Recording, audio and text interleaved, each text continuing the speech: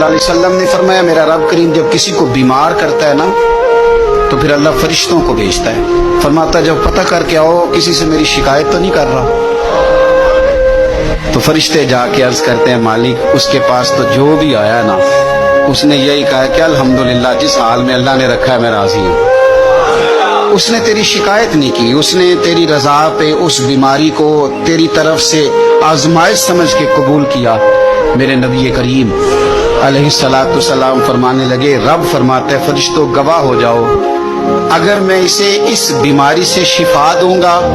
تو جو اس کے پاس خون ہے اس سے بہتر خون اسے عطا کروں گا، اور جو اس کے پاس گوشت ہے اس سے بہتر اسے گوشت عطا کروں گا، اور اگر میں اسے اس بیماری میں وفات دوں گا تو پھر میں اسے جنت عطا کروں گا۔ اگر شفا دوں گا تو بہترین شفا دوں گا، اور اگر وفات دوں گا تو پھر جنت دوں گا۔ جب آپ حوصلے کے ساتھ چیزوں کو قبول کرتے، جب آپ کی طبیعت کے اندر صبر چھلکتا